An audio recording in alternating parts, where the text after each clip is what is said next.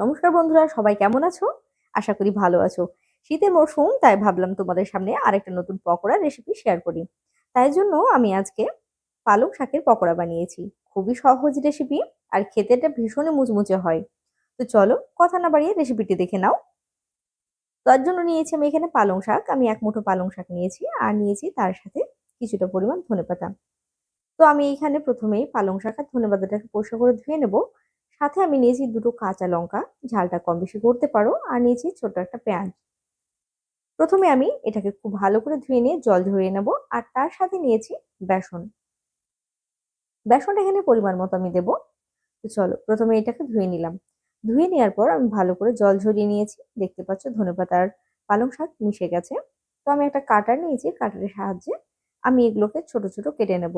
চাইলে তোমরা ছুরি বটি যার যেমন সুবিধা হবে তাতে কিন্তু কেটে নিতে পারবে। এটা কাটা হয়ে গেলে তারপর আমি এখানে বাকি উপকরণগুলো দিয়ে দেব। দেখতে পাচ্ছ আমি ঠিক কিভাবে কাটছি। খুবই সিম্পল, খেতে কিন্তু ভীষণ মজার। সন্ধ্যেবেলায় স্ন্যাক্স হোক বা চায়ের সাথে আড্ডা, এটা খেতে ভীষণই ভালো হয়। তো এখানে আমি লঙ্কা দিয়ে দিলাম।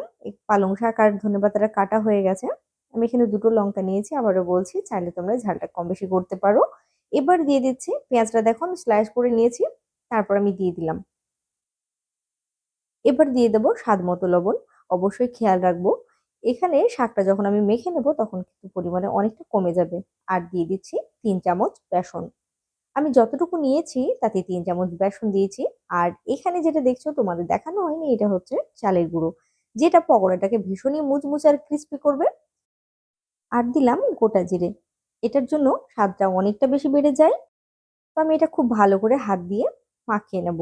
খেয়াল রাখবো এখানে কিন্তু কোনো রকম জলের ব্যবহার করব না।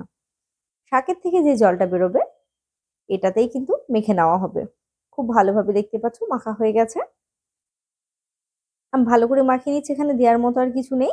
আমি এখানে হলুদটা ব্যবহার করলাম না, তাতে পালং শাকের যে রং সেটা কিন্তু খুব ভালো থাকবে। আর এটা তোমরা চাইলে কিন্তু পেঁয়াজটা বাদ দিতে পারো।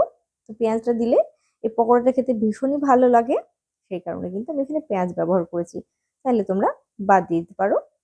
এবার এখানে আমি দিয়ে দিলাম রিফাইন অয়েল। পরিমাণ মতো রিফাইন অয়েল দিয়ে এবার এটাকে ভেজে নেব। তেলটা গরম হয়ে গেছে, আর দেখতে পাচ্ছ এটা ঠিক কিরকম হয়েছে।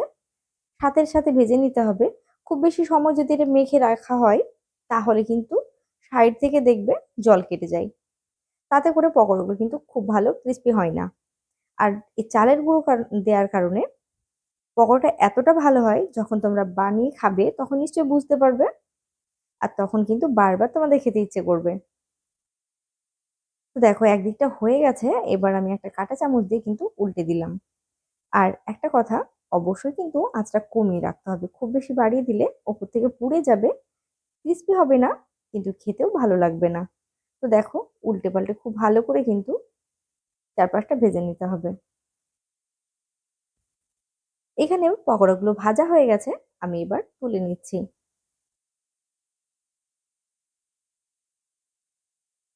আমি একটা প্লেটে তুলে নিলাম। দেখো বাকি যে পকোড়াগুলো আছে সেটাও কিন্তু আমি ভেজে নেব। তো এখানে আমি পকোড়াগুলো দেখো ছোট ছোট করেছি। আমি আগের পকোড়াগুলো তোমাদের দেখিয়েছি, বেশ একটু বড়ই করেছিলাম। চাইলে তোমরা কিন্তু ছোট বড় তোমাদের পছন্দ মতো করে নিতে পারবে। তো এটাও দেখো আমি ভেজে তুলে নিলাম। তারপর এটা আমি সস দিয়ে পরিবেশন করব। আশা করি তোমাদের ভালো লাগবে। প্রিয় দর্শক বন্ধুরা, তোমাদের অনুরোধ করব একবার হলেও রেসিপিটি ট্রাই করো। এখানে আমি সসের সাথে পরিবেশন করেছি, আর আমার ছেলে দেখো খাবার নিয়ে বসে গেছে।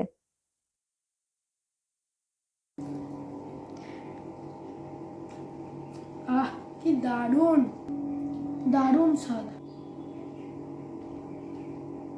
আহা, দারুণ